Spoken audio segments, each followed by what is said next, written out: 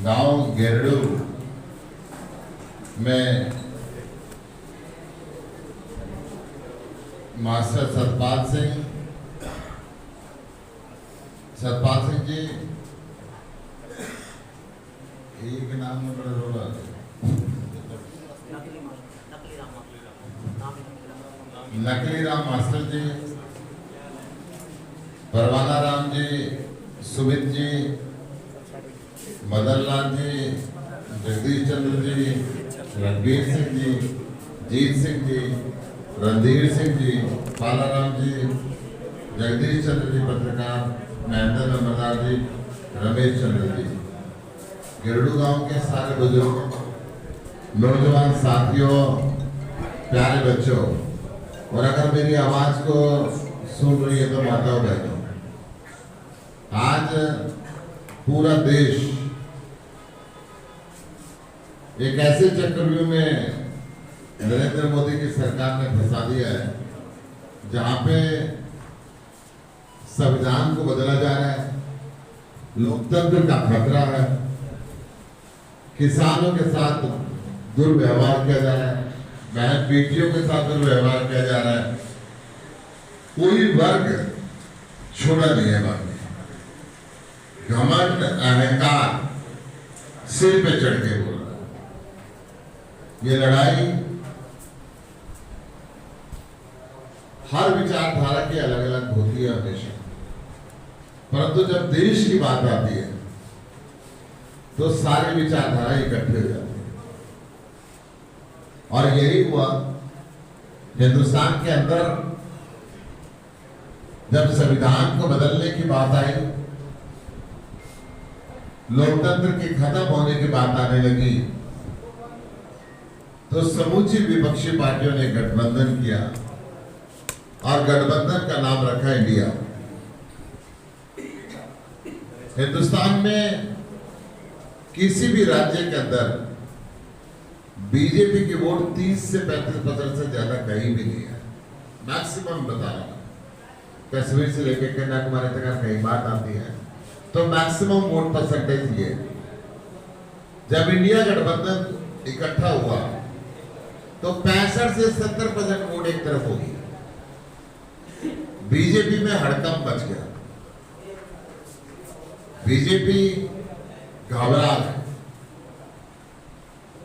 Khelo India, startup India, make in India, 24 घंटे India India कहने वाले नरेंद्र मोदी इंडिया के नाम से घबराने लगे और सब जगह से इंडिया को हटाने लगे, क्योंकि उनको पता था जो मर्जी कर ले जीतेगा तो इंडिया। दबाव डाला गया, ईडी भेजी गई, सरकारें तोड़ देंगे, आप गठबंधन को तोड़ दो। किसी ने उनकी बात को सुना तो थोड़ी देर बाद सर्विस करना पड़ेगा, ये खाना पीना रहना तो थोड़ी देर के लिए, जब पीछे बच्चे बना रहे ना खाना पीना रहने दो। सबसे पहले इन्होंने जो इतिहास में कभी नहीं हुआ, इस देश के अंदर इतिहास ये बोलता है कि सीट पे बैठे हुए मुख्यमंत्री को आज तक गिरफ्तार नहीं किया, क्योंकि संविधान के अंदर राज्यों के क्या कार्य हैं उसकी अलग सूची है और केंद्र सरकार के क्या कार्य हैं उसकी अलग सूची है।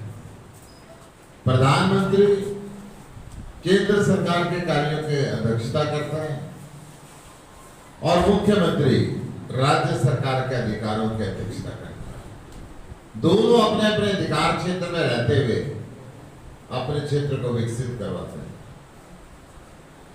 परंतु डरे हुए नरेंद्र मोदी ने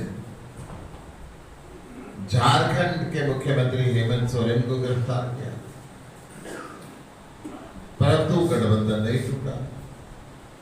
फिर उन्होंने नरेंद्र मोदी ने अरविंद केजरीवाल को गिरफ्तार किया। गिरफ्तार करने से पहले कहा कि आप समझौता तोड़ दो, गठबंधन को तोड़ दो, हम सारे मुकदमे खत्म करेंगे। अरविंद केजरीवाल ने कहा ना मैं डरता, ना मैं झुकता, ना मैं बिकता। तुम मेरी सोच को गिरफ्तार नहीं कर सकते, मेरे शरीर को कर सकते हो। उस व्यक्ति को इन्होंने गिरफ्तार किया। अरविंद केजरीवाल ने कहा कि देर से सरकार चलाऊंगा, परंतु समझौता जो कर लिया वो कर लिया। वो अरविंद केजरीवाल जिसने शिक्षा के क्षेत्र में कीर्तिमान स्थापित किया, 28% बजट शिक्षा पे लगाया, सारी दुनिया से बेहतर स्कूल और कॉलेज बनाए। आज हर माँ बाप चाहता कि मेरे बच्चे को दिल्ली के स्कूल और कॉलेज में दाखिला मिल जाए।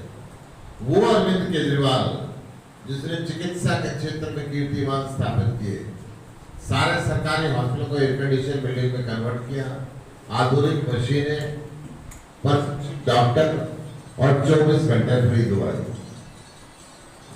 हर गांव में मोहल्ला क्लिनिक बनाया जिसको हम डिस्पेंसरी कह सकते हैं। वो अरविंद केजरीवाल जिसने बिजली 24 घंटे दी और फ्री दी, पानी 24 घंटे दिया फ्री दिया। वो अरविंद केजरीवाल जिसने बुजुर्गों को तीर्थ यात्रा मुफ्त दी, जिसने महिलाओं को बस यात्रा मुफ्त दी, महिलाओं को अलग से 1000 रुपये महीना देना तय किया। वो अरविंद केजरीवाल जिसने किसान का सम्मान करते हुए उसकी फसल अगर खराब होती थी तो खराबे का पैसा फसल कटने से पहले उसके बैंक के अंदर भेजा। वो अरविंद केजरीवाल जिसने जय जवान जय किसान के नारे को चरितार्थ किया और ये कहा कि जो भी जवान शहीद होगा ये सरकार उसके साथ खड़ी होगी और 1 करोड़ रुपए सम्मान राशि उस हर शहीद के परिवार को दी जाएगी। वो अरविंद केजरीवाल जिसने सब कुछ फ्री करने के बाद भी 8,500 करोड़ रुपए साल के कमा के सरकार के खजाने में जमा कराए, उसको गिरफ्तार कर लिया। ये कायर नरेंद्र मोदी इस चुनाव को प्रभावित करना चाहता है।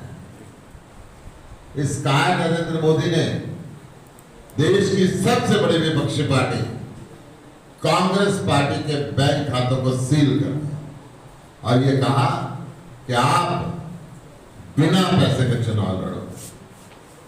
ये लोकतंत्र की हत्या है, ये संविधान को तोड़ने वाली बातें हैं। इस देश के अंदर आजादी के बाद से लेकर आज तक जितना अत्याचार किसानों के ऊपर बीजेपी सरकार ने किया आज तक किसी ने नहीं। 750 किसानों ने शहादत दी, आंधी बरसात तूफान सिर के ऊपर से गुजरा।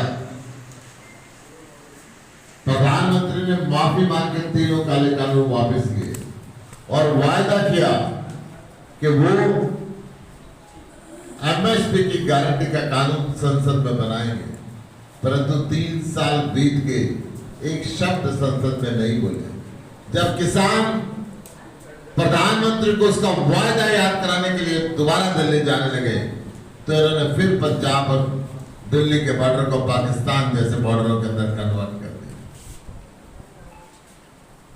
इस देश के अंदर आजादी के बाद से आज तक महिलाओं के प्रति अपराध जितना भारतीय जनता पार्टी ने किया और किसी ने नहीं। 1.25 साल तक लगातार मणिपुर में बहन बेटियों को निर्वस्त्र घुमाया गया, जाति और धर्म के नाम पे नंगा नाच किया गया। संसद के अंदर हम चिल्लाते रहे, परंतु एक शब्द नरेंद्र मोदी ना किसान पे बोला और ना मणिपुर पे बोला। जंतर मंत्र पे पहलवान बेटियों के साथ जो दुराचार इनके सांसद ब्रजभूषण शरण ने किया, पेड़वा के अंदर इनके मंत्री संदीप सिंह ने जो जूनियर कोच के साथ व्यवहार किया, हर रोज अखबारों में जो सुर्खियों में महिलाओं के साथ दुराचार की बात आती है, सारा देश इस बात को देखता है। जवान के साथ जितना अत्याचार बीजेपी ने किया अब तक किसी ने नहीं किया। 2 करोड़ रोजगार हर साल देने की बात करके इस नरेंद्र मोदी सरकार ने हरियाणा को बेरोजगारी की राजधानी बनाया। हर घर के अंदर पढ़ा लिखा बच्चा बेरोजगार बैठा हुआ है। एक फूल्स की नौकरी मिलती थी, उसको भी 4 साल की कर रिकॉर्ड बना दिया। बाप सर्विस पे होता है, बेटा रिटायरमेंट लेकर जाता है फूल्स। ये स्थिति किसी देश के अंदर देखने को मिलती है। बेरोजगार बच्चा अपराध की दुनिया में चल पड़ा, नशा हर घर के अंदर फैल गया, नशे की दुनिया में चल पड़ा, या अपनी पुश्तैनी जमीन बेच के विदेश जाने लगा।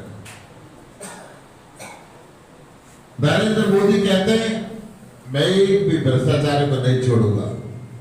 मैं समझता था शायद ईमानदारी की बात करते हैं, परंतु सारे के सारे भ्रष्टाचारी बीजेपी के अंदर मिला लिए।